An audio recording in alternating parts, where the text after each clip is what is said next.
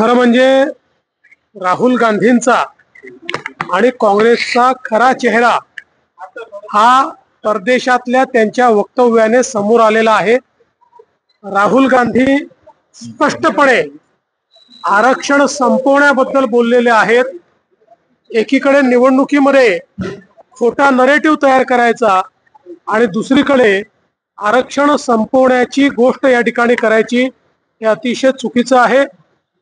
भारताच्या संविधानाचा किंवा संविधानकार भारतरत्न डॉक्टर बाबासाहेब आंबेडकरांचा काँग्रेसने कधी सन्मान केला नाही। बाबासाहेबांना त्यांनी लोकसभेमध्ये निवडून देखील जाऊ दिलं नाही। 2 वेळा षडयंत्र करून बाबासाहेबांना पराभूत करणारं हेच काँग्रेस आहे। केवळ मतांच्या करता कशा प्रकारे ते खोटा नरेटिव्ह करतात हे आता राहुल गांधींच्या वक्तव्याने स्पष्ट झालेलं आहे। भारतीय जनता पक्षाची भूमिका स्पष्ट आहे। आम्ही आरक्षणाच्या बाजूने आहोत। हे आरक्षण बंद केलं जाऊ देणार नाही। ठळक घडामोडींसाठी देशोन्नती न्यूज चॅनलला सबस्क्राइब करा आणि बेल आयकॉन प्रेस करा।